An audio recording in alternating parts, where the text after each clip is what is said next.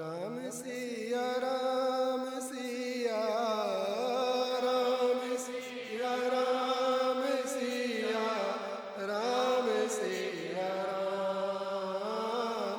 राम सिया राम सिया राम सिया राम राम सिया राम सिया राम सिया राम सिया राम सिया राम सिया राम सिया राम सिया राम सिया राम जय जय राम सिया राम सिया राम जय जय सिया रामचंद्र भगवान की पवन सुत श्री हनुमान जी महाराज की जय। सभी साधु संतों की ओम। भगवान की वाडमयी मूर्ति श्रीमद योग वासिष्ठ जी, श्री जानकी वल्लभ सरकार, आपके प्रिय करजन श्री राधा माधव सरकार, आपके प्रिय करजन, सभी संतजन, वेप्रजन, मातृशक्ति, प्रातः स्मरणीय जन, अनंत बलवंत श्री हनुमंत लाल जी, आप सभी के चरणों में बारंबार वंदन।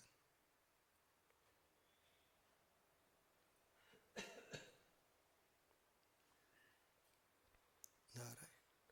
बोले वृंदावन बिहारी लाल की जय, राधे रानी सरकार की जय, सभी साधु संतों की जय। ओम। श्रीमद योग वासिष्ठ ग्रंथ के अंतर्गत निर्वाण प्रकरण के उत्तरार्ध में हम विपश्चितोपाख्यान श्रवण कर रहे हैं। इस क्रम के अंदर भगवान श्री वशिष्ठ जी महाराज प्रभु श्री राम से कह रहे हैं, जैसे मिट्टी की बनी हुई बेताल सभा उसके रहस्य से अनभिज्ञ ग्रामीण पुरुष को भय आदि दुख प्रदान करने वाली होती है, किंतु जिससे उसके यथार्थ रहस्य का यो ज्ञान हो गया है कि यह मरणमयी है, उसके लिए वह दुखदायिनी नहीं होती। वैसे ही यह ब्रह्ममयी दृश्य लक्ष्मी अज्ञानी को भय आदि क्लेश पहुंचाती है, किंतु यह दृश्य ब्रह्म ही है। यो यथार्थ ज्ञान हो जाने पर वह कष्टदायिनी नहीं होती। बोलिए वृंदावन बिहारी लाल की जय, राधे रानी सरकार की जय।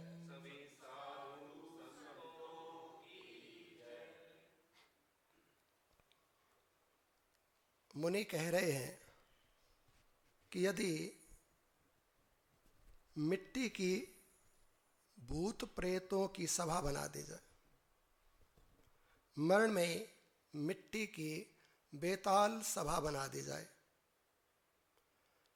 और वो इतनी नेचुरल हो, इतनी असली लगे कि असली में और नकली में सहज में भेद न जान पड़े, यदि ऐसी सजीव सी असली सी एक बेतालों की सभा हो और कोई ग्रामीण पुरुष अर्थात कोई ऐसा पुरुष जो कम पढ़ा लिखा या जो बाहर कम गया है, जिससे इन बात का कम ज्ञान है कि ऐसी भी चीज़ें बन सकती हैं जो असली नहीं है पर असली जैसी दिखती हैं, उस भोले भाले व्यक्ति को यदि उस मरणमयी बेताल सभा के बीच पहुंचा दिया जाए या किसी कारण से रात बिरात देर सवेर वो उस सभा में पहुंच जाए तो भयभीत हो जाएगा। बहुत ही अधिक डर जाएगा कि ये मैं बेतालों के बीच में, भूत प्रेतों के बीच में कहाँ आ गया, अब तो मेरे प्राण ही संकट में आ गए, अब कौन मेरी रक्षा करेगा। अत्यंत भयभीत हो जाएगा, बड़ा डर जाएगा। जैसे किसी ने सिनेमा नहीं देखा, उसके बारे में ज्ञात ना हो, या किसी व्यक्ति को हम लेके आए और एक बड़े से भवन में ले जाएं और वहां देखें कि मारकाट मची हुई है, लड़ाई झगड़े चल रहे हैं, एक दूसरे की जान लेने पर पक्ष विपक्ष उतरे हुए हैं, तलवारें बज रही हैं, बड़ा भयभीत हो जाएगा। ये तो मर जाएंगे, इनको तो रोको, बचाओ इनको, तो बड़ा ही भयभीत हो जाएगा या बड़ा प्रयास करेगा रोकने का।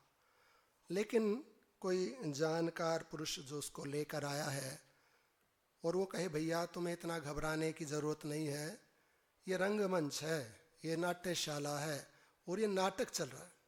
यहाँ जो दो सेनाएं या दो व्यक्ति आपस में लड़ रहे हैं तलवारों से, गुस्सों से, जो मरने मारने को उतारू हो रहे हैं ना, ये सत्य नहीं है, नाटक चल रहा है। तो जब ऐसा उसको बता दिया जाए तो कहे अच्छा ये रंगमंच है, ये नाट्यशाला है, तो ये क्या असलियत में नहीं लड़ते? नहीं, नाटक कर रहे हैं, तलवारबाजी हो रही है और सब युद्ध चल रहा है, पर नाटक में चल रहा है, असली का नहीं है ये। अब जो अनजान व्यक्ति, मान लो वन में कोई सभा, कोई ऐसे भूत प्रेत सजीव से बैठे और उसे घूर रहे हैं और वो देख के भयभीत हो जाए, ये तो प्रेत हैं, ये तो भूत हैं, ये तो बेताल हैं, खा जाएंगे, मार देंगे। कोई आके कहे कि मिट्टी के बने हुए हैं, पुतले हैं, सजीव नहीं है, असली के नहीं है। अच्छा ये असली के नहीं है, छू के देख लो। पहले डरता डरता छुएगा, फिर देखेगा अरे हाँ ये तो असली नहीं है, ये तो मरण में ही है, मिट्टी के बने हुए हैं, तो फिर उसका भय निकल जाएगा। किसी ने इसको बता दिया कि मिट्टी के हैं, किसी ने उस दृश्य की असलियत का ज्ञान करा दिया कि ये मारने वाले नहीं है, तो चल भी नहीं सकते, हिल भी नहीं सकते, तो मिट्टी के हैं। किसी ने ज्ञान करा दिया तो इसका भय निकल गया, इसका तो दृष्टिकोण ही बदल गया। जो पहले विचार था उनके विषय में, जैसा देखता सोचता था, विचार ही बदल गया, दृष्टि बदल गई, भाव बदल गया, बड़ा ही रिलैक्स हो गया। इसका सब जो क्लेश था मन का निकल गया। अच्छा ये तो असली नहीं, ये तो मिट्टी के। और जो लड़ रहे थे तो किसी ने ज्ञान करा दिया, रंगमंच है, नाट्यशाला, नाटक चल रहा, असली में कोई नहीं लड़ रहा है। अच्छा तो ये सब झूठ मूठ है, खेल हो रहा है, नाटक हो रहा है। हाँ नाटक हो रहा है। तो अब जो ये पहले भयभीत हो रहा था अब आनंदित हो जाए। अच्छा अब तो नाटक का रस लेता है, वो तो बड़ा मजा आ रहा है, देखा वाह क्या नेचुरल एक्टिंग हो रही है, क्या अच्छे से डायलॉग बोले जा रहे हैं, सब कुछ कितने बढ़िया से प्रदर्शित किया जा रहा है। पहले भयभीत हो गया था उस मारकाट को देख के, अब आनंदित हो गया। कैसे बदल गया ये?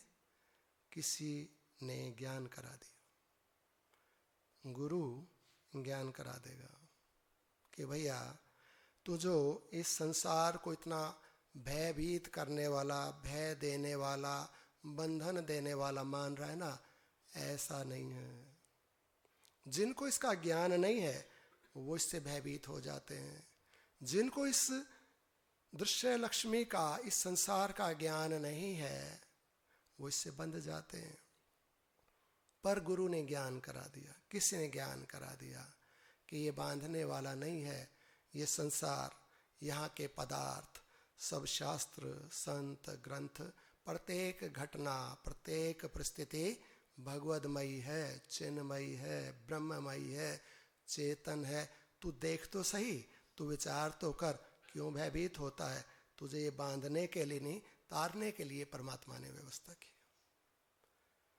बांधने के लिए नहीं, तेरा मोक्ष करने के लिए भगवान ने इतनी बड़ी व्यवस्था, इतना ब्रह्मांड, इतना सब कुछ बनाया है तेरे लिए। तू इसे अपने लिए उपयोगी समझ। अब जो कोई ऐसा कार्य कर रहा है कि हमें लगे ये खराब है, कोई ऐसी वाणी बोल रहा है कि ये खराब है, तो संत कहते हैं भगवान ने तेरे लिए वो रूप धारण कर लिया और वैसा नाटक करता है कि देखो खराब करने से खराब लगता, तू मत करना। मैं गुरु बन के तुझे समझा रहा हूँ, तुझे दिखा रहा हूँ। मैं गुरु बन के यहाँ ये झूठा बोल के या कड़वा बोल के दिखा रहा हूँ, या तुझे अपमानित कर रहा हूँ तो तुझे चोट लगती है, तुझे बुरा लगता है, तो मैं तेरा गुरु हूँ। इस रूप में प्रैक्टिकल नॉलेज दे रहा हूँ, थ्योरी नहीं। मैं साक्षात प्रकट होकर तेरे लिए ये लीला कर रहा हूँ, तो तुम मुझसे शिक्षा ले ले।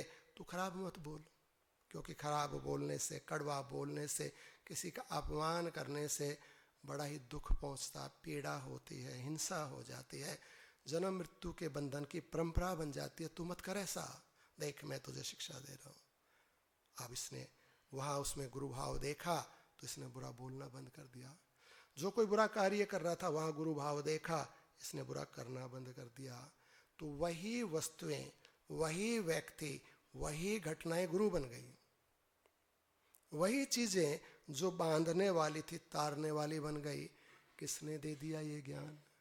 गुरु ने दे दिया, गुरु ने समझा दिया। गुरु ने कह दिया तो इस संसार को जैसा देखता, जैसा समझता, जैसा मानता ना, वैसा नहीं है ये। तो कैसा है जी? प्रोक्ष में भगवान ने संसार की रचना की। प्रोक्ष क्या होता है? जो इनडायरेक्ट हो। और प्रत्यक्ष क्या होता? जो डायरेक्ट हो, जो सीधा हो। तो क्या सीधा नहीं बनाया भगवान ने? नहीं, सीधा नहीं बनाया, इनडायरेक्ट बनाया, प्रोक्ष बनाया। क्यों बनाया? यदि सीधा सीधा बना दे तो जीवन का रस ही खत्म हो जाएगा, मजा ही खत्म हो जाएगा, इस संसार को बनाने की जरूरत ही नहीं है। तो बनाया क्यों? भगवान ने अपने से अपने को प्रकट किया। भगवान ने अपने से अपने को माने हमको प्रकट किया। जैसे हम सुनते हैं कि वैकुंठ लोक में जितने भी भगवान के पार्षद हैं, उनका नाक, आंख, कान, रूप, रंग सब कुछ भगवान के जैसा है। सब पार्षद चतुर्भुज है, सबके गले में वनमाला है, सब क्रीट धारण किए हुए हैं, बड़ी पीताम्बरी पहने, पता ही नहीं लगता कौन भगवान है, दूसरा कौन भगवान है, सब भगवान लगते हैं। कहते एक चीज का अंतर है कि कौस्तुभ मणि भगवान के गले में रहती है, क्योंकि बस इतना सा भेद है, बाकी तो सब भगवान के जैसे चतुर्भुज होते हैं सारे के सारे।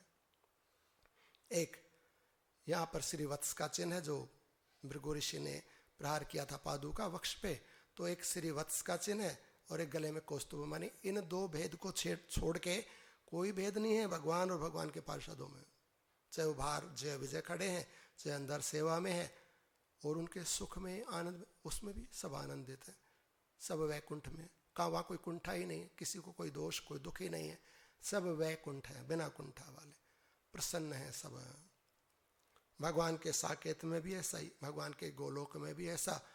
भगवान खुद भूत भावन बने रहते हैं, तो भगवान के लोक में दूसरे भूत भी वैसे, जैसे भूत वैसे भूत भावन, वैसे ही सब वैसा एक जैसा, कोई भेद ही नहीं रखा भगवान ने। अब भगवान ने अपने से अपने को प्रकट किया, माने हमको प्रकट किया, और जो प्रकट हुआ वो बोला मैं कौन हूँ और मैं क्या करूँ। जैसे भगवान शिव ने जटा उखाड़ी, वीरभद्र प्रकट हो गए। तो वीरभद्र कौन है? तू ही है, तो शिव ही है।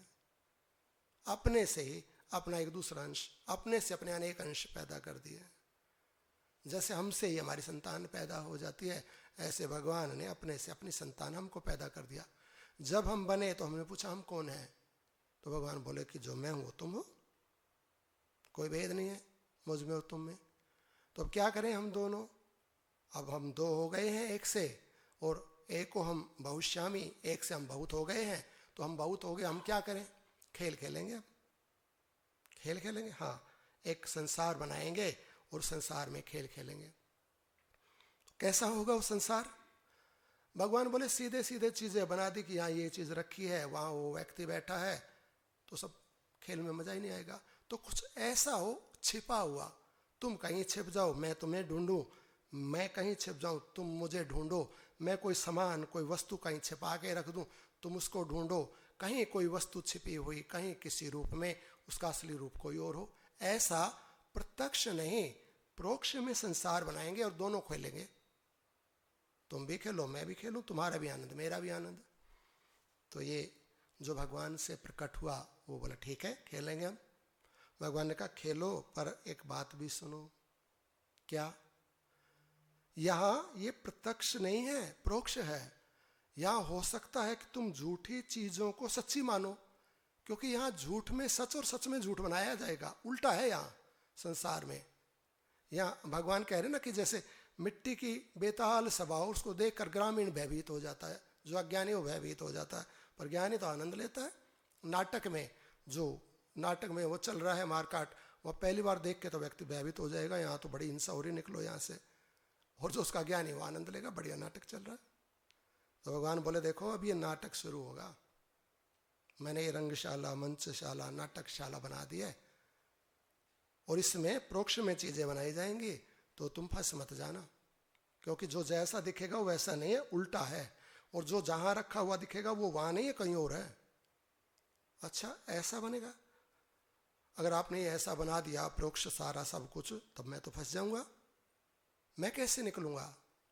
तो भगवान ने कहा देखो, जो मुझ में ज्ञान है ना, वो ज्ञान मैंने तुझे दिया। मुझ में बुद्धि है, मैंने तुझे बुद्धि दी। मुझ में विवेक है, मैं तुझे विवेक देता हूँ। मुझ में कर्म करने की शक्ति है, मैं तुझे कर्म करने की शक्ति देता हूँ। अब देखो मेरी 4 भुजाएं हैं, तुम्हारी 4 भुजाएं हैं। अब हम वैकुंठ को छोड़ के जब पृथ्वी पे जाएंगे ना, तो मेरी भी 2 भुजाएं और तुम्हारी भी 2 भुजाएं, तुम भी वैसे और मैं भी वैसा। जब राम जी आते हैं, कृष्ण जी आते हैं, 4 भुजा लेके नहीं, 2 भुजाओं में आते हैं। और यदि ज्यादा नीचे आना पड़े तो 2 भुजा की जगह भुजा ही नहीं रहती, 4 पैर हो जाते हैं। और अगर ज्यादा और नीचे चला जाए तो 6 पैर हो जाते हैं। और ज्यादा नीचे अनेक पैर हो जाते हैं। और ज्यादा नीचे चला तो पैर ही रेप्टाइल्स हो जाता, रेंगने लगता है जी। तो देखो हाथ कम होते चले जाएंगे नीचे। ध्यान रखना, दोबारा से 4 भुजाएं होनी चाहिए, दोबारा से स्वरूप की प्राप्ति होनी चाहिए। खेल को खेल की तरह खेलना है, नाटक को नाटक के जैसे लेना है। इस संसार को असली मान लेगा तो फंस जाएगा। तो निकलने का उपाय कि देख तेरे को मैंने ज्ञान दिया, बुद्धि दी, विवेक दिया, तो विवेक का उपयोग करना, विवेक का निरादर मत करना। यदि तूने विवेक का निरादर किया तो जो मिथ्या वस्तु है वो तेरे को सत्य लगने लग जाएगी, और जो तेरी नहीं है वो तुझे अपनी, और जो तेरा अपना है वो तुझे पराया लगने लग जाएगा। जिसमें तेरा हित है ना, उसको तो तू दूर भागेगा, उसके तो पास नहीं जाएगा। और जिसमें तेरी हानि होगी ना, उसके तू पास जाएगा, तेरा पतन हो जाएगा। पहले चीजें समझा दी है, तो अपने ज्ञान को आदर देना, विवेक बुद्धि रखना, खेल को खेल समझना, असली समझ के मत चिपक जाना संसार में। चीजों से, संबंधों से, शरीर से कभी पकड़ ले उनको, मेरा शरीर, मेरे संबंध, मेरा रुपया, फंस जाएगा। पहले मैं बता रहा हूं, खेलना बस। खेलेंगे तो खेल जब पूरा हो जाएगा, मन बच जाएगा, दोनों आ जाएंगे, फिर चतुर्भुज, फिर वैकुंठ, फिर एक हो जाऊंगा मैं, फिर तुम्हें मैं अपने में ले लूंगा, फिर तुम दो, हम 2 भी नहीं रहेंगे, एक हो जाएंगे। ये करना है। ये सब बैठाई व्यवस्था भगवान ने, खेल का मैदान रच दिया, रंगशाला बना दी। आ गए भगवान और हम दोनों आए, या भगवान और हम अनेकों आए। एक परमात्मा और हम आए अनेकों। अब भगवान ने तो सब प्रोक्ष में बनाया था ना सारा सब कुछ, तो देखा जिसको फूल समझता है वो तो फूल नहीं है, उसमें खुशबू नहीं आती है, खुशबू कहीं और से आती है। वो मृग दौड़ता है बाहर, खुशबू नाभि के अंदर है, वो बाहर को दौड़ता है। जो अपना नहीं है शरीर भी, क्योंकि शरीर जन्म के पहले अपना नहीं था, मृत्यु के बाद भी नहीं रहता, तो जो अपना नहीं उसको अपना पकड़ लिया, बना लिया शरीर को, संतति, संतान को, संपत्ति को। ये तो मेरी है, ये सुख तो मेरे हैं, ये धन, ये साम्राज्य, ये तो मेरा है, ये तो मेरा है। तो भगवान ने कह दिया था जो तेरा नहीं है ना उसको अपना मत बोलना, नहीं तो फंस जाएगा। तो ऐसा कैसे होगा? जब ज्ञान को आदर देगा। तो ज्ञान को आदर देना, जो तेरी वस्तु नहीं है उसको अपनी मत बोलना, और जो तेरी है उसको छोड़ना मत, उसको अपनी ही बोलना। तो स्वरूप अपना था, आत्मा अपना था, परमात्मा अपना था। अब जब घूमने लगा ना इस भवाटवटी में, इस जो भटकाने वाली इस संसार की रंगशाला, मंचशाला में, अब भगवान तो अपने स्वरूप में है, उनको तो वो आए, राम जी आते हैं 2 भुज धारण करके, श्री कृष्ण भगवान प्रभु आते हैं 2 भुज, खेलते हो तो या लड़ाई झगड़ा भी होता है, प्यार प्रेम सब आना जाना, भगवान को कोई फर्क नहीं, जैसे आए वैसे के वैसे चले जाते। और हम हमने तो देखा ना ये झूठा थोड़ी है संसार, ये पृथ्वी मेरी है, ये जमीन मेरे नाम रजिस्ट्री कर दो इसकी।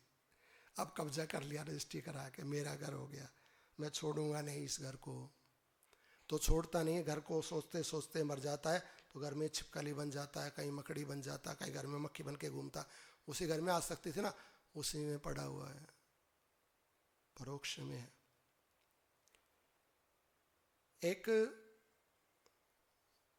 परिवार ने, जो बड़ी ही संपन्न परिवार था, भगवान का भक्त था, उन्होंने एक मंदिर बनवाया। मंदिर बनवा के मंदिर के अंदर एक लेख लिख दिया, यदि जीवन में आपत्ति काल आ जाए तो अपने वंशजों के लिए, जो उनके पीछे है ना, क्योंकि तो बड़े धनी मानी थे, भगवान के भक्त थे, तो इन्होंने मंदिर बनवा के वंशजों के लिए एक प्लेट लगा दी मंदिर के अंदर। उस पर लिख दिया, यदि कभी जीवन में आपत्ति काल आ जाए तो दिवाली के दिन दोपहर को 12 बजे सूर्य के प्रकाश में इस मंदिर के शिखर में जो 25,000 स्वर्ण मुद्राएं रखी गई हैं उनको निकाल लें और आपत्ति काल का निवारण कर लें। ऐसा मंदिर बनवा दिया और बोल दिया कि मंदिर के शिखर में 25,000 स्वर्ण मुद्राएं रख दी गई हैं, आपत्ति काल आ जाए तो दिवाली का दिन हो, सूर्य का प्रकाश हो, मध्याह्न के 12 बजे हो, तब उस समय शिखर से 25,000 मुद्राएं निकाल ली जाए और आपत्ति काल का निवारण कर लिया जाए। अब वो चले गए बना के, उनके जो बेटा बेटी थे उनके जीवन में आ गई विपत्ति, इतनी घोर विपत्ति आ गई कि कुछ भी खाने पीने को नहीं बचा। कहने लगे अब तो प्राण बचाने मुश्किल हो गए, क्या करें। बोले रोज तो लेख पढ़ते हैं कि मंदिर के शिखर में 25,000 स्वर्ण मुद्राएं हैं, पुराने समय में 25,000 स्वर्ण मुद्राएं तो बहुत थी, निकाल लो। बोले मंदिर तोड़ना पड़ेगा, शिखर तोड़ना पड़ेगा, तब मुद्राएं नहीं मिलेंगी। और दुनिया में, समाज में तो बड़ी थू थू हो जाएगी कि कैसे निकम्मे हैं, इनके माँ बाप ने तो मंदिर बनवाया, ये मंदिर को तोड़ते हैं। बोले अब प्राण जाएंगे मंदिर नहीं तोड़ेंगे, शिखर नहीं तोड़ेंगे, तो प्राण रहेंगे तो उसका मंदिर फिर बन जाए, करो कार्रवाई। अब सम्मति मिलाई, सबने मंदिर के शिखर तोड़ दिया। शिखर तोड़ा, कुछ मिला ही नहीं। कहने लगे शिखर ऊपर नीचे भी तो शिखर होता है, हो सकता है परछाई जब हम देखते हैं जल में नीचे भी दिखता है, उसका तली में नींव में पैसे गड़े हों, तो पूरा मंदिर उखाड़ डाला, ईंट से ईंट बचा दी मंदिर की, खोद दिया सब कुछ, कुछ नहीं मिला। अब सारे माथा पीट पीट के रोए कि बड़ी बदनामी हो गई, मंदिर तोड़ डाला, पूर्वजों ने बनाया था, 5 पैसा मिला नहीं, बदनामी और सर मंड गई। बड़े दुखी हुए, सारे रोए। उस समय के एक महात्मा घूमते फिरते वहां आ गए उस परिवार में कि चले आज के दिन यहाँ भोजन पाएंगे, बड़ा ही भक्त परिवार है, वहां जाके देखो तो कुछ नहीं, सारे रो रहे। महात्मा बोले क्या हो गया? कि महाराज बड़े घोर संकट में फंस गए, बड़ी विपत्ति आ गई और इस विपत्ति में मंदिर और तोड़ डाला हमने, सारा समाज थू थू करता है, कैसे जिए अब। बोले नहीं नहीं उदास मत हो, निराश मत हो। बोले नहीं निराश कैसे नहीं हो, इतना बुरा कार्य कर दिया, निराश तो होना ही पड़ेगा। पर हम एक बात पूछते हैं, आप महात्मा हैं, हमारे माता पिता झूठे थे क्या? वो लिख गए वहां लेख मंदिर में, दुनिया पढ़ती, हमने भी पढ़ा, शिखर तोड़ डाला, नींव खोद डाली, मिला कुछ भी नहीं, तो क्या झूठा लेख लिख गए क्या? महात्मा बोले नहीं झूठे नहीं थे, सच्चे थे। सच्चे थे तो मिला क्यों नहीं धन? बोले देखो जो बुद्धिमान पुरुष होते हैं, जो देवता होते हैं, वो प्रोक्ष भाषा में बात करते हैं। देवराज का जो नाम है ना शक्र है, और देवराज को कोई शक्र कहे ना तो उनको अच्छा नहीं लगता है, तो उनको इंद्र कहते हैं, तो प्रोक्ष नाम बोलते हैं। देवताओं को प्रत्यक्ष चीज़ें पसंद नहीं होती हैं तो प्रोक्ष में करते हैं। तो ये संसार प्रोक्ष में बनाया परमात्मा ने, शास्त्र प्रोक्ष में रचे गए कि जो इनको जानने वाला हो, जो भगवान का भक्त हो, वही ठीक ठीक भाव को प्राप्त कर सके।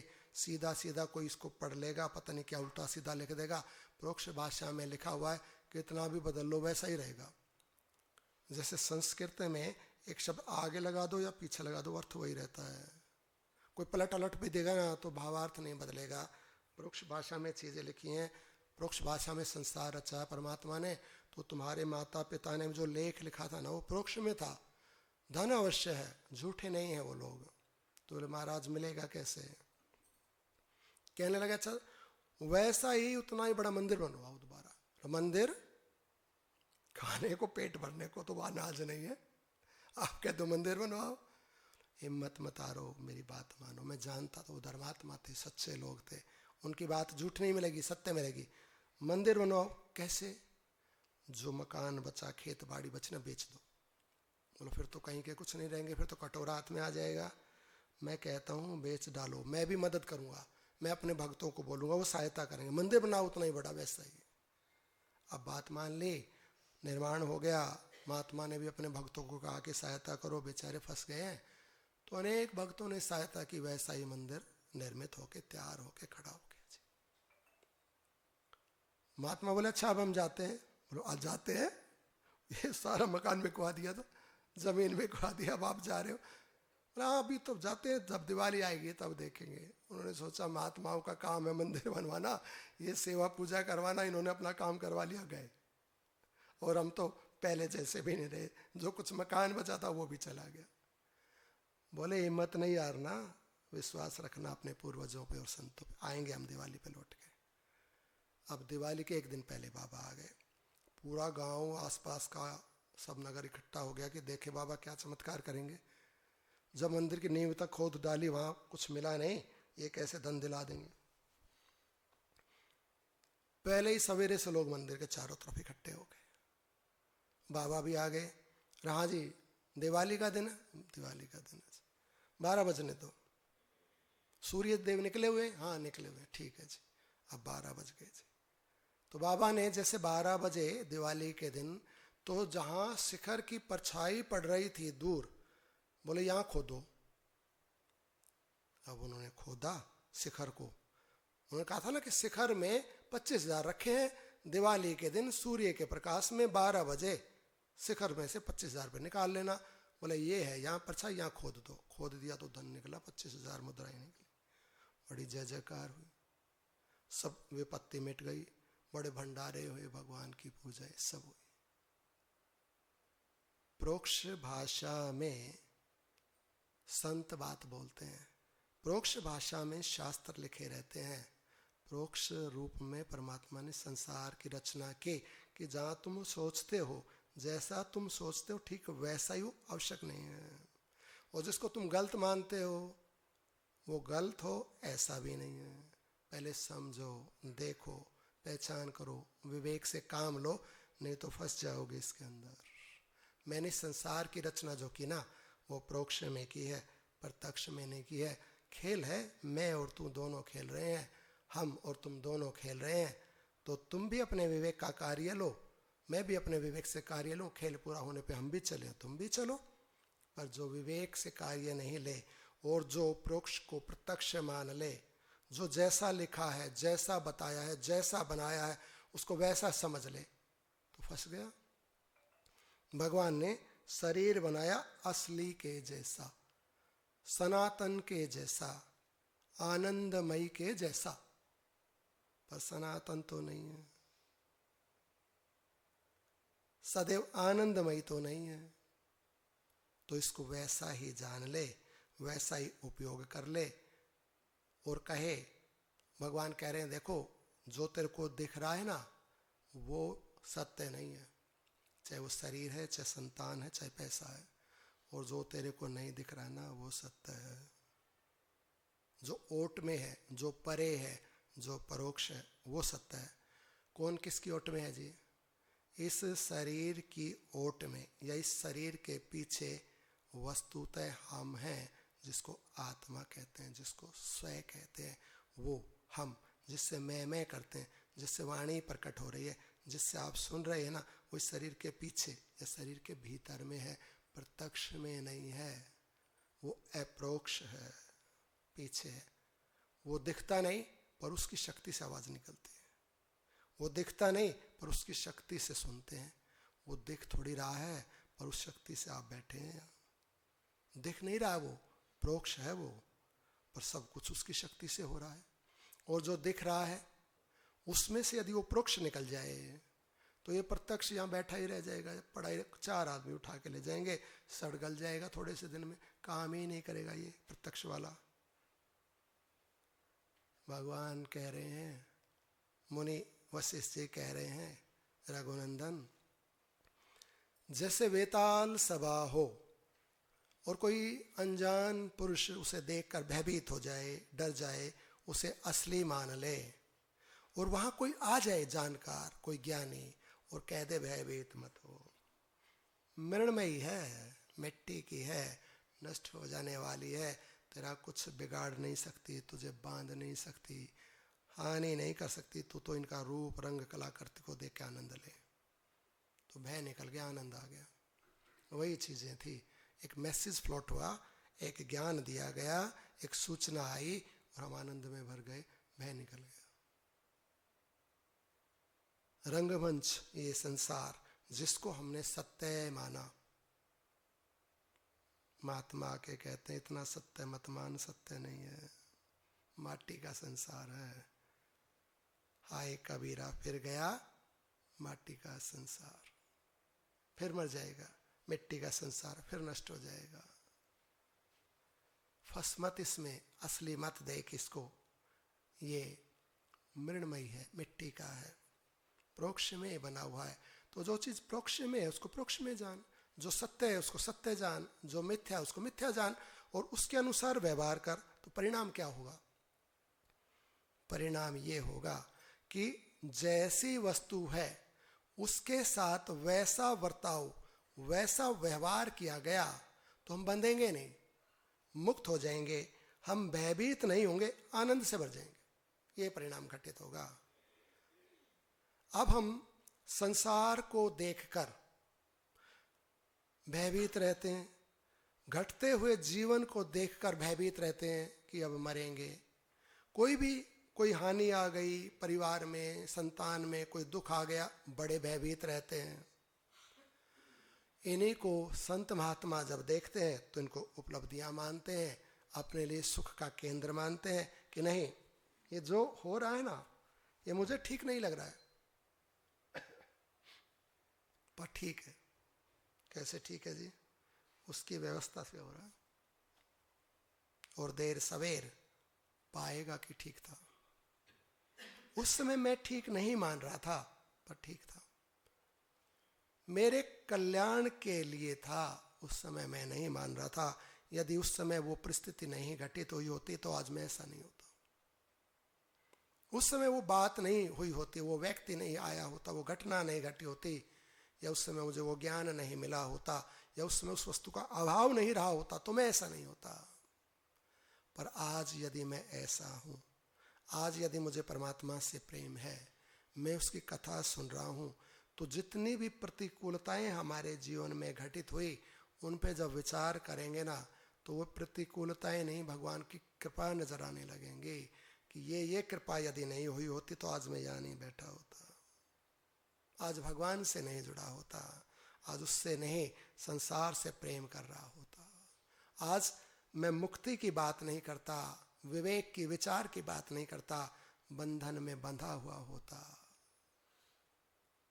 वही वस्तुएं हैं अब जो ये संसार इस प्रकार का दिखाई दे रहा है कि ये भय देने वाला है और बांधने वाला।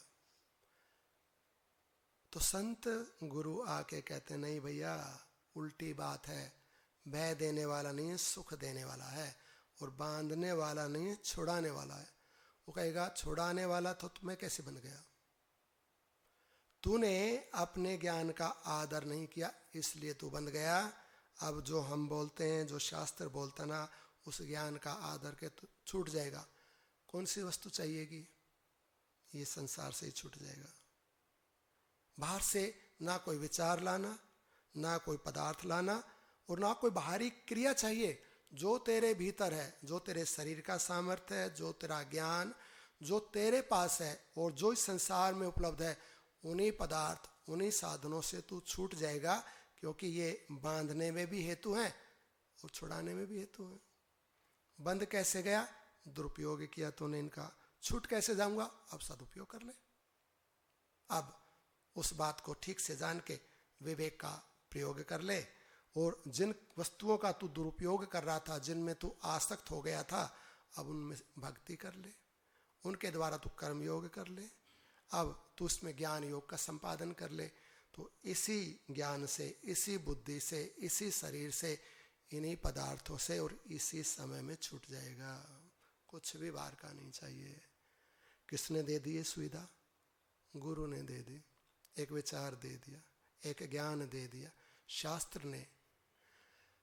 एक बार ऐसा भी भाव आया था, ऐसी भी चर्चा हुई थी कि ऐसा भी लगता है कि जब हम खेल खेलने के लिए आए ना, तो हमने निवेदन किया कि प्रभु जब हम बंद जाएंगे, हम यदि इस प्रोक्ष प्रत्यक्ष का भेद नहीं जान पाए और इस प्रोक्ष को प्रत्यक्ष और प्रत्यक्ष को प्रोक्ष समझ लिया, उल्टा सीधा कर दिया और हम यहाँ फंस गए, तो छुड़ाने की कोई व्यवस्था है क्या? छूटेंगे कैसे? तो भगवान ने कहा ठीक है, मंत्र लिख देते हैं, सूत्र बना देते हैं, ग्रंथ रच देते हैं, वो संसार में रख देते हैं। जब तुझे लगे कि मैं बंध गया हूँ, मैं दुखी हो गया हूँ, मुझे मुक्त होना है, मुझे भगवान से मिलना है, अपने स्वरूप में स्थित होना है, अब मुझे आनंद चाहिए, तो ये पहले लिख के रख दिया गया। फिर उसको पढ़ लेना, गुरुओं से सुन लेना, समझ लेना, उसके अनुसार कार्य कर लेना। तो पहले व्यवस्था कर दी। आज के थोड़ी रचे हुए हैं ग्रंथ, वेद, शास्त्र, उपनिषद।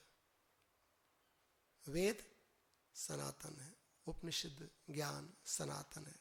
भगवान ने कृपा कर दी, पहले ही रच के रख दिया कि देख, तू पहले तो बंधना ही मत, अपने ज्ञान का आदर करना, और यदि तू बाई चांस बंध भी जाए, गलती कर जाए ना, तो तेरे को इससे निकलने का मार्ग बता देता हूँ।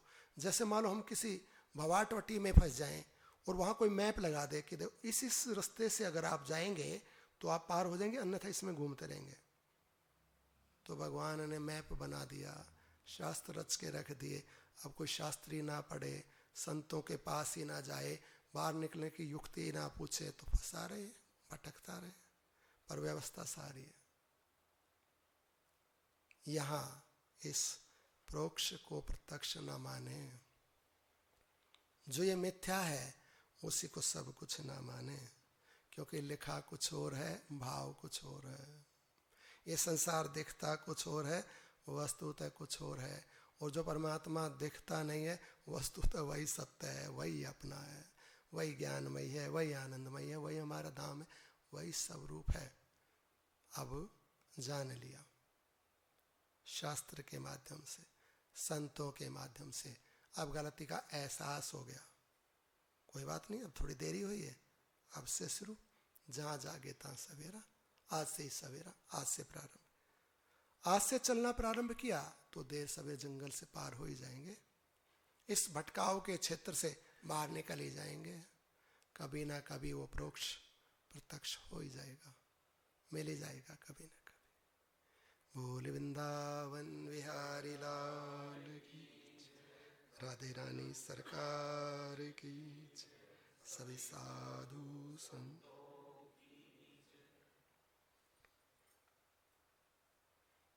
एक बार हनुमान जी महाराज ने प्रभु श्री राम जी से कहा कि प्रभु, आपने मुझे लंका में भेजकर बड़ा उपकार किया, बड़ी कृपा की मेरे ऊपर आपने। यदि आपने ये उपकार नहीं किया होता ना, तो अनेक भ्रम बने रह जाते। भगवान ने कहा क्या किया हमने? लंका में भेजकर कौन सा उपकार किया आपके ऊपर? कि प्रभु आप तो कौतकी हैं, सब तो जानते हैं, हमसे पूछते हम बता देते हैं, आप तो करने वाले हैं, जानने वाले हैं सब। जब आपने मुझे लंका में भेजा ना, और मैं खूब प्रयास पुरुषार्थ करके वन आदि में से निकल के समुद्र आदि पार करके लंका में पहुंचा ना, तो वहां मुझे लगा यदि मैं नहीं होता तो कौन समुद्र पार आता, कौन इतने वनों में इन सब सेना को, वानर सेना को लेकर जाता, कौन प्रभु का ये कार्य करता, बड़ी मुश्किल हो जाती प्रभु के लिए। तो अनेक भाव मन में आने लगे। फिर मैं लंका के द्वार पहुंच गया तो मैंने देखा जो मैंने सुना हुआ था कि यहाँ तो अनेक असुर हैं, निशाचर हैं, भगवान का भक्त तो है नहीं कोई। भगवान के भक्त तो अच्छी जगहों में मिलते हैं। यहाँ जो लंका है, लंका निशिचर निकर निवासा, यहाँ कहाँ सज्जन कर वासा। लंका निशिचर निकर निवास, ये तो निकर और निशिचरों का स्थान है। यहाँ कहाँ मिलेंगे संत महात्मा? और मैं तो भक्ति की खोज में आया हूँ। भक्ति के लिए तो संत महात्मा सहायक होते हैं, यहाँ तो मिलेगा ही कोई नहीं। तो निशाचर और निकर रहते हैं। तो जब मैं ऐसा सोच रहा था तो आपने कौतुक किया, आपने लीला दिखाई। तो आपने एक संत को भेज दिया, लंकनी को। उस लंकनी से जब सत्संग हुआ तो उन्होंने कहा कि देखो महाराज, आप जाओ इस लंका में, ये मार्ग है, पर फंसोगे इसमें। तो बच्चे कैसे? संत युक्ति बता देते हैं। तो संत ने, लंकनी ने युक्ति बता दी।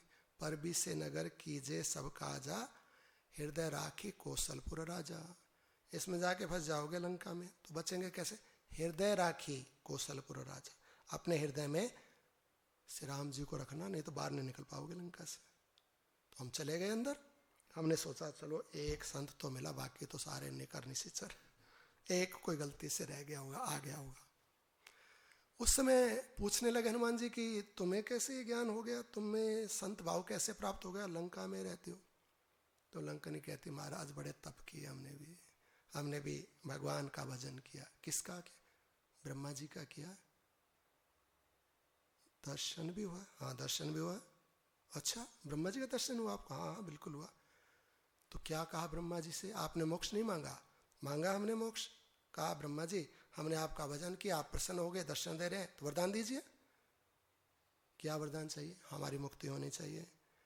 तो ब्रह्मा जी बोले अवश्य होगी, पर थोड़ा राम जी आए हैं, वो लीला करेंगे, उनकी लीला में थोड़ी सी सहायता कर दो।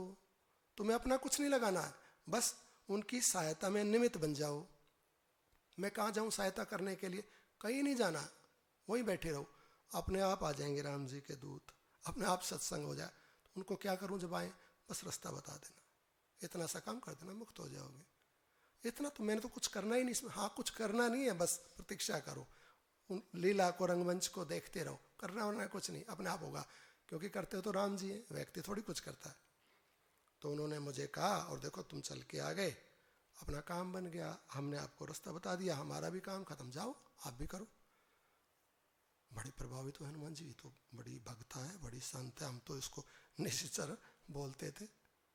हो सकता है एक रही होगी, चलो कहीं ना कहीं एक बीज में तो बीज के रूप में एक आदमी मिल जाता है। अंदर को गए हनुमान जी, अंदर जाके पूरी रात खोजते रहे, लंका के अंदर खोजते रहे, मिले ही नहीं भक्ति, भगवती शक्ति, पूरा बल लगा दिया, मिली नहीं जानकी जी। अब फंस गए कि भक्ति तक तो भगवान के भक्त पहुंचाते हैं, और भक्त यहाँ है नहीं, ये तो लंका है, यहाँ तो निकर और निशिचर है। भक्त होंगे नहीं, भक्त होंगे नहीं तो भक्ति का मार्ग कौन बताएगा? तो प्रभु हनुमान जी महाराज कह रहे हैं प्रभु से कि प्रभु आपने फिर एक भक्त से मिला दिया, एक संत से मिला दिया। राम राम करते हुए विष्णु जी महाराज दिख पड़े। अरे तो दूसरे भक्त दिख गए, जाके प्रणाम परिचय हुआ, कहने लगे महाराज आ तो गए हैं लंका तक प्रभु के कार्य के लिए, खोज भी खूब कर डाली, पुरुषार्थ पूरा कर दिया, पूरा बल लगा दिया, पूरी बुद्धि लगा दी। भक्ति का तो मिलना क्या, कहीं आसपास सूचना नहीं मिलती है, पता ही नहीं है कि है भी यहाँ भक्ति, रहती है यहाँ लंका में है। तो कहने लगे नहीं ऐसा कितना भी बल लगाओगे सहज में मिलेंगे नहीं भक्ति। तो क्या हम रास्ता बताते थे, बस जाओ सीधे पहुंच जाओगे। आओ विभीषण जी ने बता दिया ऐसे ऐसे यहाँ, बस यहाँ है। तो कितने चक्कर काट डाले रात में, दिखी नहीं, ऐसे चक्कर काटते रहोगे जल्दी से मिलेंगे नहीं, ये मार्ग है, इस मार्ग का अनुसरण करो, मिल जाएंगे भक्त। तो प्रभु आपने अपने दूसरे भक्त से मिला दिया। हमने सोचा चलो इत्तेफाक रही होगी, दो भक्त होंगे, 2 संत होंगे, इतने कहाँ संत होंगे, यहाँ तो निशिचर हैं, निकर। हम पहुंच गए। जो रात भर में कार्य मुझसे नहीं हुआ, संत ने 1 सेकंड में कर दिया। इसे ऐसे ऐसे चले जाओ, मैं पहुंच गया भक्ति तक। अब हमने देखा कि रावण आया मंदोदरी देवी के साथ, और भी अनेक उनके साथ असुर साथी। आके जब भयभीत करने लगा माता को और मारने के लिए जब उसने चंद्रहास खड़ा निकाल ली, तब मैंने सोचा नहीं, अब तो कूदना पड़ेगा बीच में, रावण का हाथ पकड़ना पड़ेगा, इसको मारना पड़ेगा। ये अब तो बीच में कुछ व्यवधान डाले बिना, इंटरफेयर किए बिना अब तो काम बनेगा नहीं। तो मैं तो बस प्रभु कूदने ही वाला था, क्योंकि मुझे तो पता था ना कि भक्त वक्त और है नहीं यहाँ पर।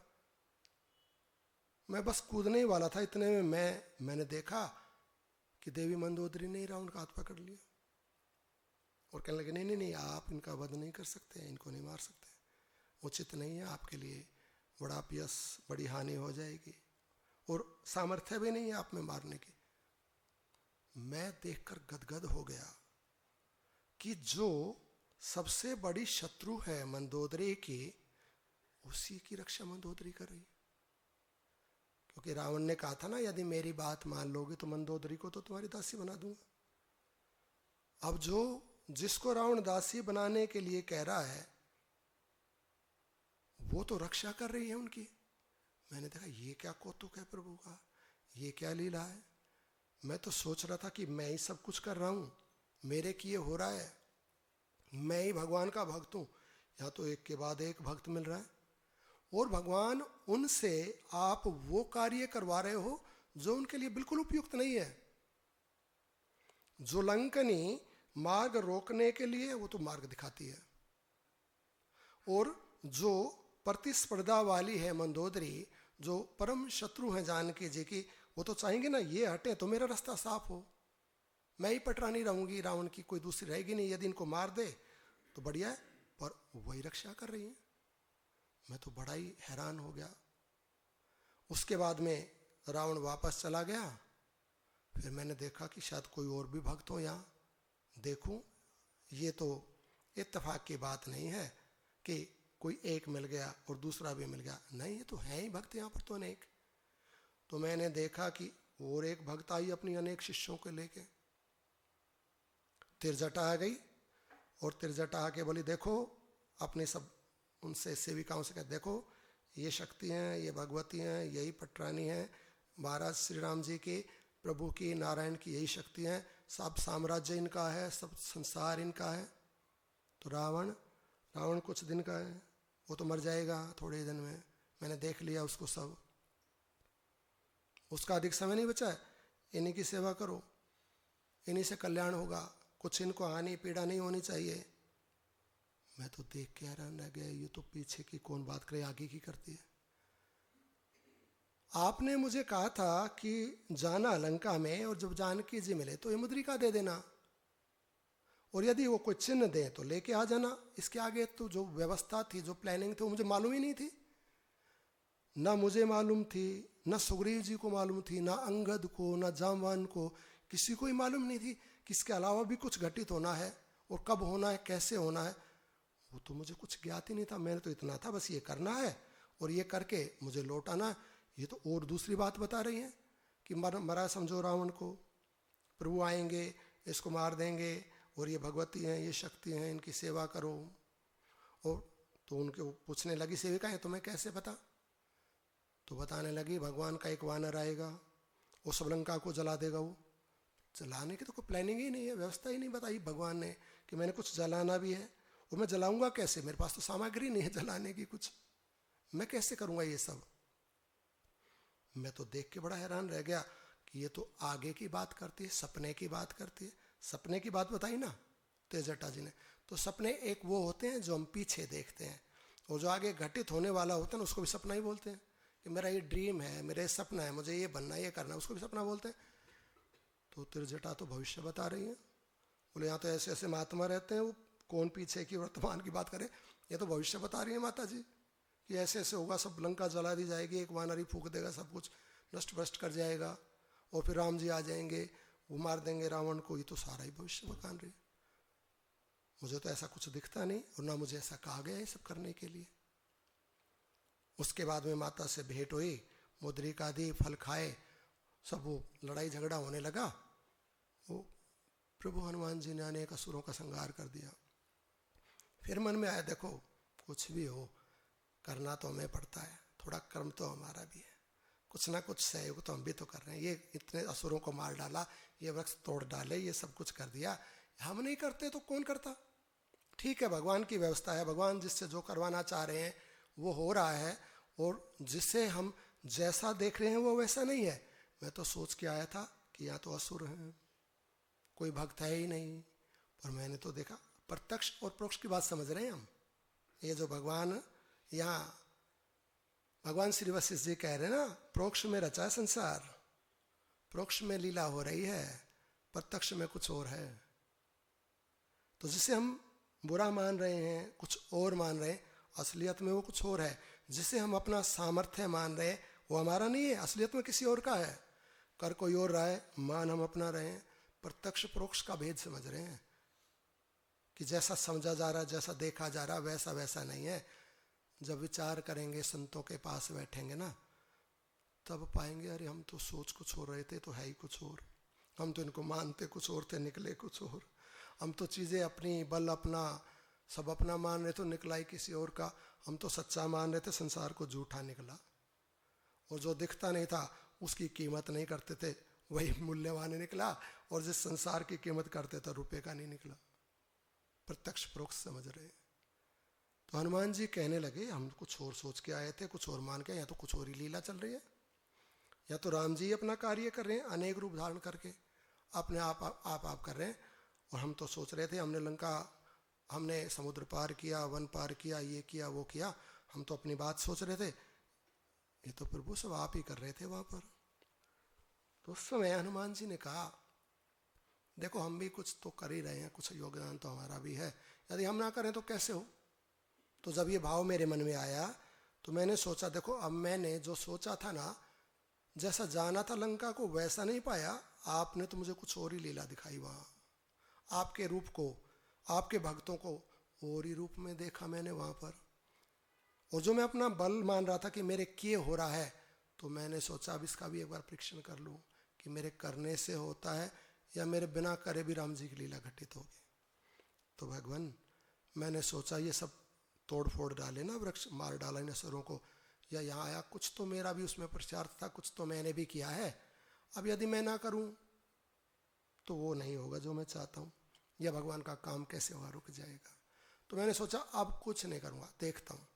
जब कुछ नहीं करूँगा तब भी क्या भगवान का काम होगा, क्या पूरी लीला घटेगी, तब भी देखता हूँ। तो मैं वहाँ पर निष्क्रिय होकर बैठ गया कि अब कुछ नहीं करना है, फिर देखेंगे होगा कि नहीं होगा। तो जब मैंने ऐसा विचार किया ना, उसी क्षण मेघनाथ ने बांध लिया मुझे को ब्रह्मस्त्र से। ब्रह्मस्त्र से जब मुझे बांध लिया तो हम तो ब्रह्मस्त्र को तोड़ने में समर्थ है, वरदान ब्रह्मा जी का, कौन हनुमान जी को बांध सकता। स्वयं ब्रह्मा जी ने वरदान दिया कि मेरा ब्रह्मस्त्र भी तेरे ऊपर वार नहीं करेगा, तुम प्रभावित नहीं होगे ब्रह्मस्त्र से भी। उससे भी छूट थी, तो हमें ब्रह्मस्त्र तो बांध नहीं सकता था। पर हमने सोच लिया अब हम बंधेंगे, अब हम कुछ नहीं करेंगे। अब देखते हैं राम जी क्या करते हैं, अब देखते हैं कि राम जी की लीला घटित होती है या नहीं, हमारा कोई योगदान है या सब राम जी कर रहे हैं। हम बैठ गए, वो छोटे छोटे असुरों ने आके हमें पकड़ लिया, वो ले जाने लगे, हमने तो कुछ करना ही था, हम तो बैठे रहे चुपचाप।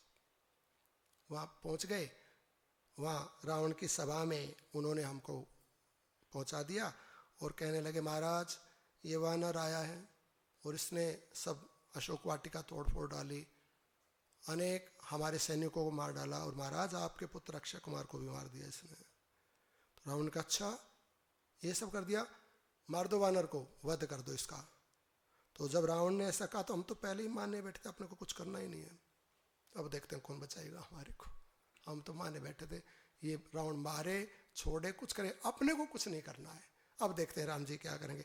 तो मैंने कुछ किया ही नहीं, और वो मारने को दौड़े, इतने में एक और भक्त आपका आ गया, विभीषण महाराज ने कहा ठहरो ठहरो ठहरो, मार नहीं सकते हैं, दूत है, मारने की व्यवस्था नहीं, मार नहीं सकते, रुको रुको रुको रुको।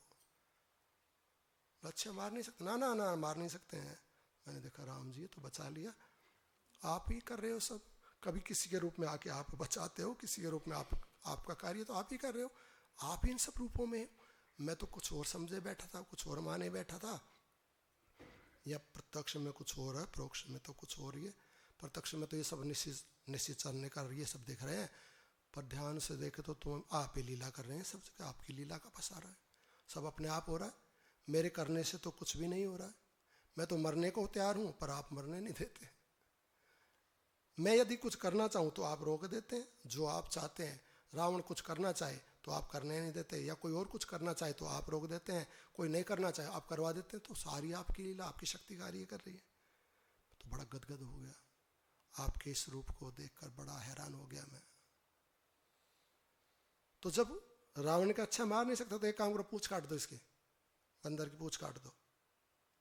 हमने तो पहले सोच रखा ये पूछ काटे, कान काटे, नाक काटे, करना ही नहीं अपने कुछ।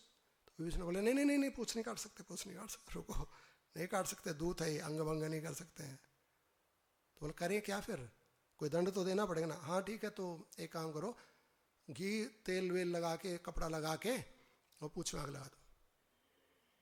तो याद है वो एक भगता, एक संता कह रही थी एक वानर आएगा वो लंका को जला देगा। वो जो मेरी प्लानिंग में ही नहीं था जो हिस्सा, वो तो ऐसा सच हो रहा है कि राम जी आप किससे क्या करवाते हो, क्या करवाते हो, तो आपकी तो लीला ही अजीब है। मैं तो बड़ा गदगद हो गया। अब मेरा भ्रम टूटने लगा, मेरे करने से कुछ नहीं होता है, जो राम जी चाहते हैं, जो राम जी करेंगे ना वही होगा। तो अब तो निमित्त बन जाए, अब अपने को चुपचाप भी नहीं बैठना है और करने का अहंकार भी नहीं मानना है। अब तो उनकी कठपुतली, उनके यंत्र, और वो जैसे चलाएं नचाएं वो सब हो। सारा भ्रम मेरा निकल गया। मैंने कोई प्रयास नहीं किया आग लगाने का, कोई सामान जुटाने का, सब आपने जुटा दिया। आप ही अनेक कपड़े ले आए, अनेक घी तेल पता नहीं किस किस रूप में जाके कहाँ से, और लपेट के आगे की व्यवस्था कर दी। अब हमने कहा देखो अब भ्रम तो सब निकल गया, अब तो लीला में सहयोग करना पड़ेगा। बोलिए नारायण।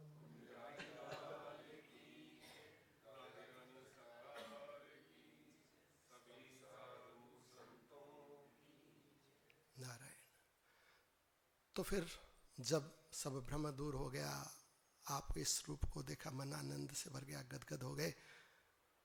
फिर हम चले और चले, बस कहीं कहीं वो पूछ टकराई, जिन जिन चीजों से टच हुई, तो क्या देखा कौतुक कि छूते ही भवन मोम की तरह पिघलने लगे और आग बड़वा नल की तरह से भड़क गई। उन्होंने कहा ऐसा कैसे हो रहा है? तो देखा कि हम तो थोड़ा सा कार्य कर रहे हैं, पीछे से 49 मरुत कार्य कर रहे हैं। वायु के 49 रूप हैं, 49, 49 मरुत पीछे से कार्य कर रहे हैं। छोटा सा दीपक हो ना तो उसको वायु बुझा देती है, तेज वायु अगर आ जाए ना तो उसको बुझा देगी। और यदि वन में आग लग जाए तो कहते हैं तेज नहीं चलनी चाहिए वायु, यदि वायु तेज हो गई ना पूरे वन को भस्म कर देगी। तो प्रभु मैंने देखा कि मैंने तो थोड़ा सा किया, पीछे से 49 मरुतगण, मारुत सब आग लगा रहे, इतनी तेज आग फैला दी 49 वायुओं ने कि पूरी लंका धू धू करके जल रही है। हमने सोचा ये मैंने क्या कर दिया, पूरी लंका जल गई, लंका जल गई तो माता भी जल गई होगी। मैंने जाके देखा कुछ नहीं, माँ तो बिल्कुल सुरक्षित। आप जिससे सुरक्षित रखना चाहें वो सुरक्षित, आप जिसे जलाना चाहें वो जल जाए। प्रभु आपकी बड़ी लीला, आपकी बड़ी कृपा। आप दिखते कुछ और हो कुछ और, दिखते मनुष्य हो ब्रह्म। ये संसार आपने बनाया कुछ और है, कुछ और, हम इसको मानते कुछ और है। हम मानते हैं कि आप मंदिर में हैं, आप बाहर हैं, आप वैकुंठ में, आप हो बिल्कुल भीतर, बिल्कुल हृदय में, बिल्कुल साथ। प्रभु यदि आपने मुझे लंका नहीं भेजा होता ना तो मेरा भ्रम नहीं टूटता। राम कीन चाही सोई होई, करे अन्यथा आस नहीं कोई। आप जो करना चाहते हैं प्रभु वो होता है। कौन मिटा देगा आपके किए को, कौन रोक देगा? संत को संतों से मिलके भगवती का, भक्ति का दर्शन हो गया, ज्ञान हो गया, भगवान की लीला प्रत्यक्ष प्रोक्ष समझ में आ गया सब। यहाँ जो मुनि कह रहे हैं ना, ये प्रत्यक्ष प्रोक्ष का खेल है। यहाँ जो संसार बांधने वाला दिखता है वही कल्याणमयी हो जाएगा। जिसको हम बेताल दुख देने वाला समझते हैं, उसका यदि भेद लग जाए ना तो वही प्रसन्नता देने वाला लग जाएगा, हो जाएगा। और जिसको हम संसार समझते हैं ना, वही दृश्य लक्ष्मी ब्रह्म हो जाएगी। बस भेद का पता लगना चाहिए। वो भेद संत बता देते हैं कि इसी चीज से, इसी बात से, इन्हीं पदार्थों से, इसी देह से, इसी लोक में तू सदुपयोग कर ले, तेरा कल्याण हो जाएगा। मुनि कह रहे हैं इस दृश्य के तत्व का परिज्ञान हो जाने से यह अशांत होता हुआ भी शांत तथा स्थित होता हुआ भी विलीन हो जाता है और दृश्यमान होता हुआ भी दिखाई नहीं पड़ता। जैसे अपने सोपन काल में स्पष्ट रूप से अनुभव में आया हुआ सोपन जगत उसका पूर्ण ज्ञान हो जाने से अथवा जाग जाने से असत्य ही हो जाता है, वैसे ही चिदाकाश में अनुभवमान अतएव सत्य से स्थित हुई यह सृष्टि तत्व का पूर्ण ज्ञान हो जाने से केवल शून्य रूप अवशिष्ट रह जाती है। मुनि कह रहे हैं रघुनंदन, जैसे सोपन में अनुभव में आया हुआ संसार जागने पर शून्य है, सत्य नहीं है, ऐसे ही ये जो दृश्य लक्ष्मी है, ये जो संसार है, ये जो हमें दिख रहा है, ये दिखता हुआ भी नहीं दिखता।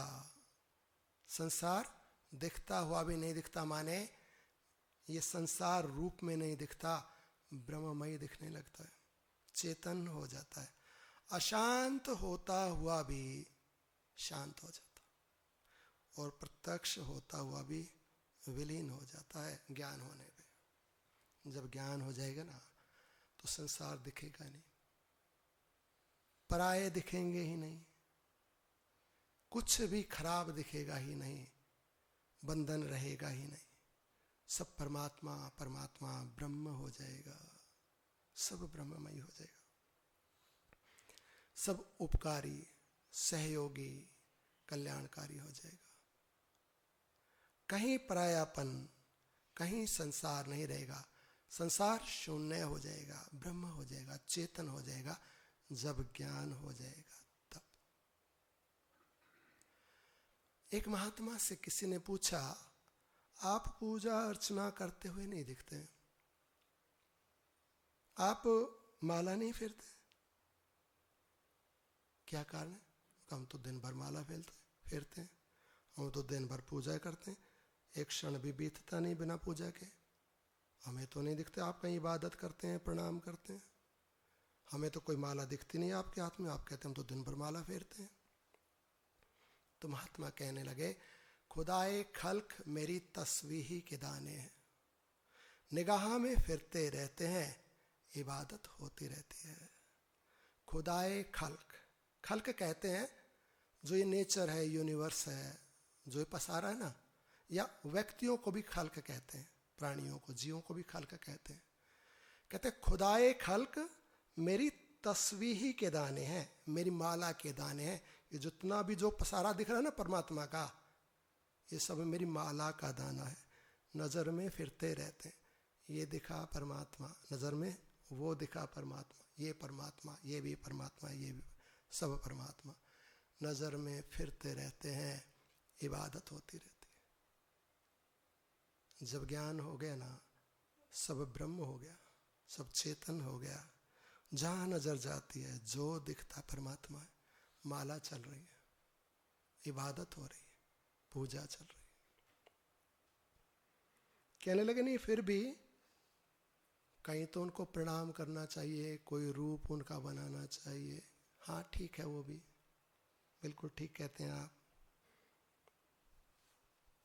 वो वहाँ रहते हैं, उस रूप में रहते हैं। हाँ ठीक कहते हैं आप, तो फिर आप तो नहीं मानते वहाँ रहते हैं। तो महात्मा कहने लगे, रहे दिल में तो पैगाम क्या, बसे आँख में तो पैगाम क्या, वो मुकाम कुर्ब का आ गया, ना पैगाम है ना सलाम है। कह रहे तुम कहते हो कि वो वहाँ रहता है, उसको संदेश भेजो, पैगाम भेजो, प्रार्थना करो, ये गीत गाओ उसके लिए, ऐसे ऐसे बोलने से वो मिलेगा। कहते मेरे दिल में है, और जो मेरे दिल में है मैं उसको क्या पैगाम भेजूं। रहे दिल में तो पैगाम क्या, क्या संदेश भेजूं, क्या पैगाम भेजूं। कहते उसको इस रूप में देखो, इस मूर्ति में देखो, इस जगह में देखो। कहते बसे आँख में तो सलाम क्या, कहाँ सलाम करूं, कहाँ इबादत करूं। मेरी आँख में वही है और मेरी आँख भी वही है, वो मैं भी वही हूँ। तो जब स्वयं मैं वो और वो मैं जब एक ही हो गया, स्वयं ही हो गया, तो स्वयं को स्वयं प्रणाम कैसे करें। तो बस ये आँख में तो सलाम क्या, वो मुकाम कुर्ब का आ गया। अब वो मोक्ष का, वो चेतन का, वो अद्वैत का स्थिति आ गई, अद्वैत की स्थिति हो गई। वो मुकाम कुर्ब का आ गया, ना पयाम है ना सलाम है। अब तो बस तो ही तो है, तो ही तो है, दूसरा कुछ भी नहीं है। तेरी शान तेरे जलाल को मैंने जब से दिल में बसा लिया,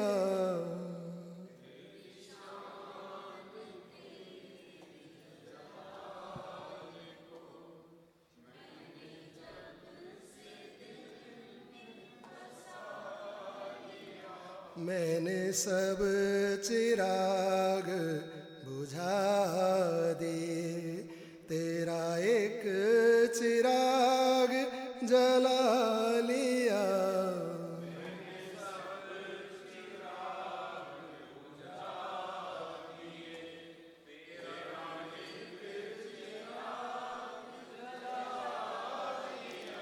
तेरी शान तेरे जलाल को,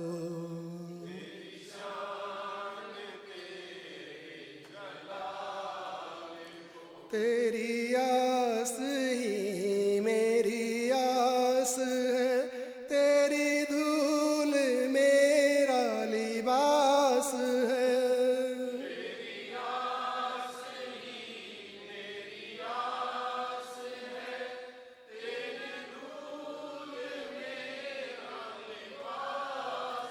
तेरी आस ही मेरी आस है, तेरी धूल मेरा लिबास है।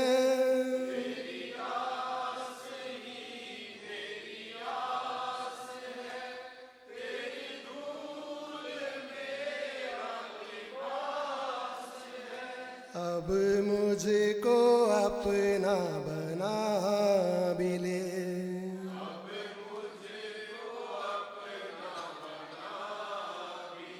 मैंने तुझको अपना बना लिया। अब मुझको अपना बना ले, मैंने तुझको अपना बना लिया। तेरी शान तेरे जलाल को,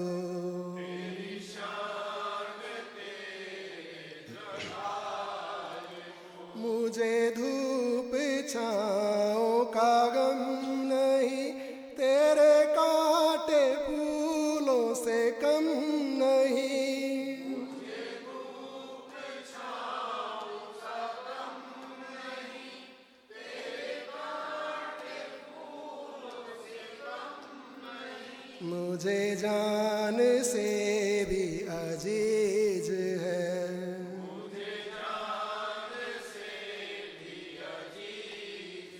जिस चमन में तेरा दिया जला, मुझे जान से भी अजीज है। जिस चमन में तेरा दिया जला, तेरी शान तेरे जलाल को, तेरी शान तेरे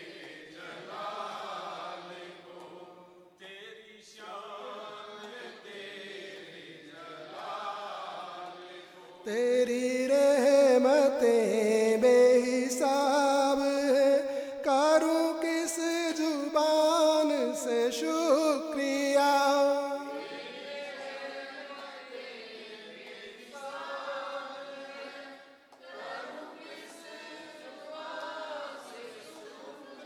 तेरी रहमतें बेहिसाब है, करूं किस जुबान से शुक्रिया।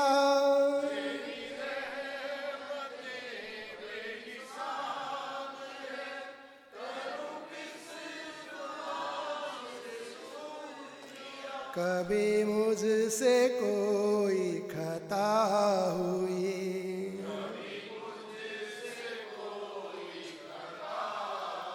तूने फिर गले से लगा लिया।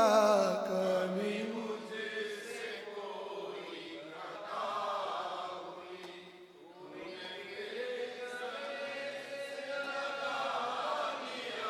तेरी शान तेरे जलाल को, तेरी शान तेरे जलाल को, मेरी हार ही तेरी हार है, मेरी जीत तेरी ही जीत है। मेरी हार तेरी हार है, मेरी जीत तेरी जीत है। मैंने सौंपा तुझको वो सभी,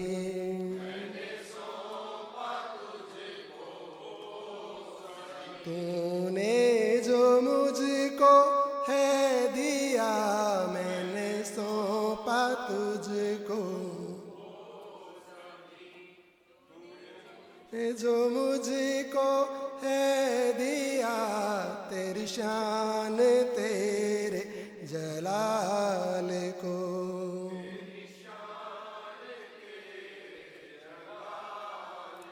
मेरे साथ साया है आपका, बस ये तसल्ली की बात है।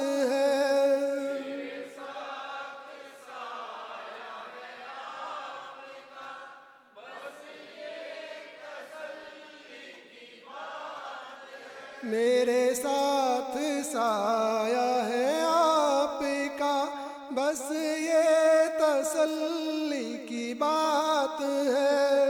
मेरे साथ साया है आपका, बस ये तसल्ली की बात है। मैं तेरी नजर से गिरा नहीं, मैं तेरी नजर से गिरा नहीं, मुझे हर नजर ने गिरा दिया।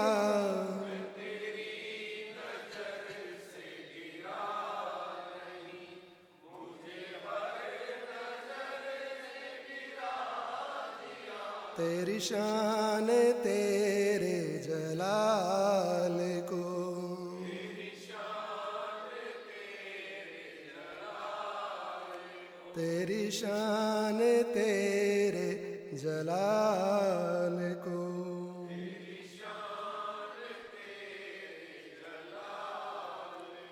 राम कृष्ण हरि जय जय राम कृष्ण हरि, राम कृष्ण हरि जय जय राम कृष्ण हरि।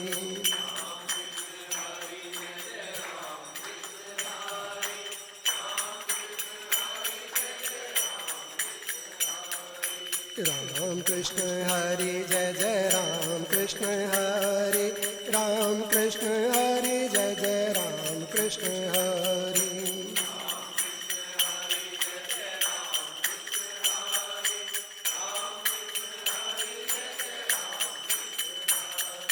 राम कृष्ण हरि जय जय राम कृष्ण हरि,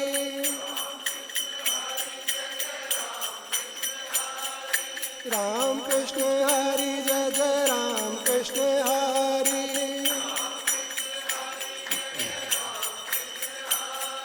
राम कृष्ण हरि जय जय राम कृष्ण हरि, राम कृष्ण हरि जय जय राम कृष्ण हरि।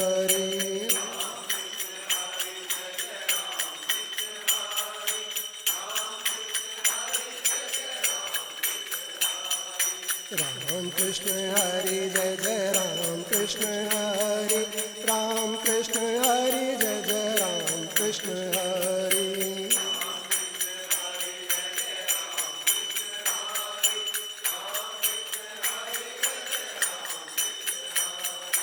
राम कृष्ण हरि जय जय राम कृष्ण हरि,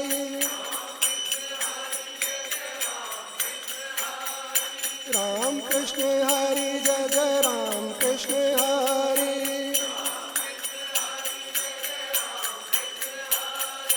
राम कृष्ण हरि जय जय राम कृष्ण हरि, राम कृष्ण हरि जय जय राम कृष्ण हरि।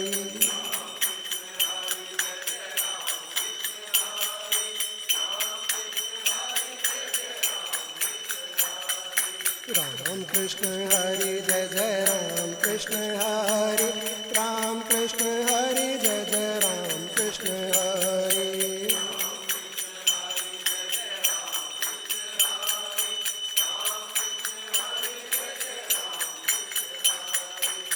हरे कृष्ण कृष्ण कृष्ण हरे हरे, हरे राम राम राम हरे हरे।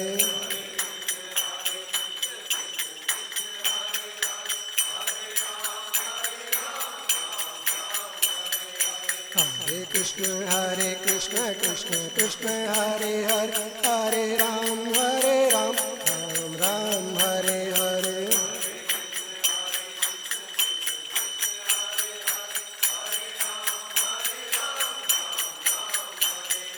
हरे कृष्ण कृष्ण कृष्ण हरे हरे, हरे राम राम राम हरे हरे।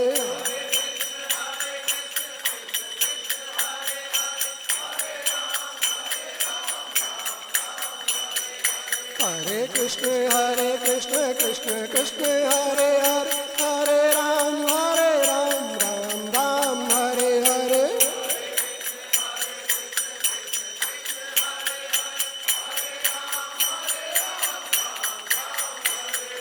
राम कृष्ण हरि जय जय राम कृष्ण हरि, राम कृष्ण हरि जय जय राम कृष्ण हरि।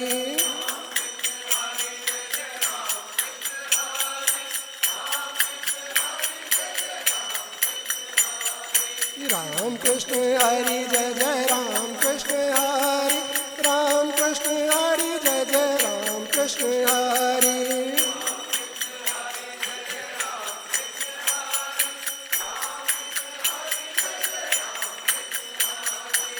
हरे कृष्ण कृष्ण कृष्ण हरे हरे, हरे राम राम हरे हरे।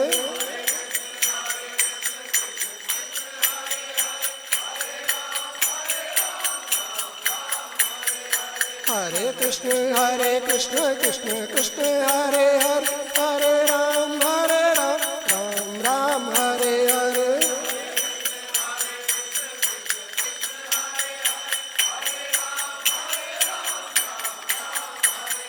राम कृष्ण हरि जय जय राम कृष्ण हरि, राम कृष्ण हरि जय जय राम कृष्ण हरि।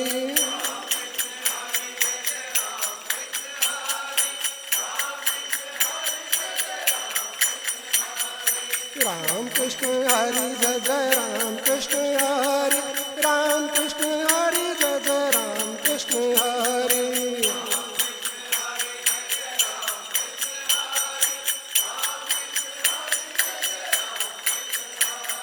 राम कृष्ण हरि जय जय राम कृष्ण हरि, राम कृष्ण हरि जय जय राम कृष्ण हरि।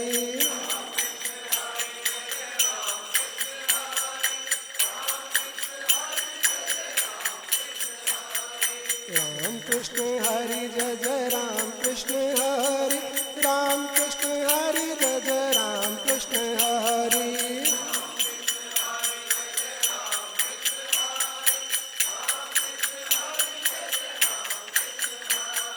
राम कृष्ण हरि जय जय राम कृष्ण हरि, राम कृष्ण हरि जय जय राम कृष्ण हरि।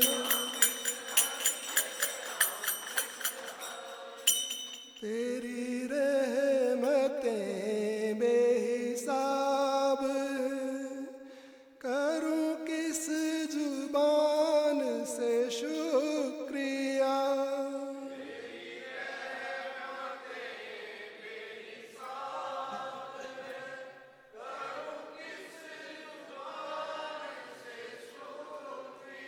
तेरी रहमतें बेहिसाब हैं, करूं किस जुबान से शुक्रिया।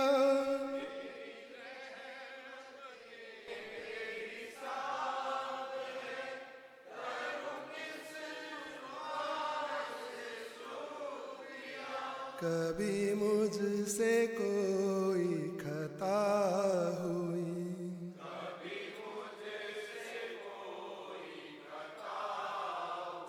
तूने फिर गले से लगा लिया।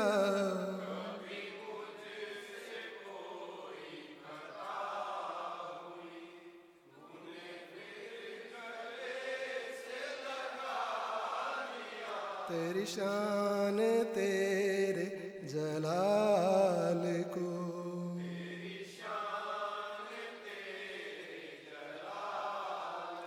तेरी शान तेरे जलाल को।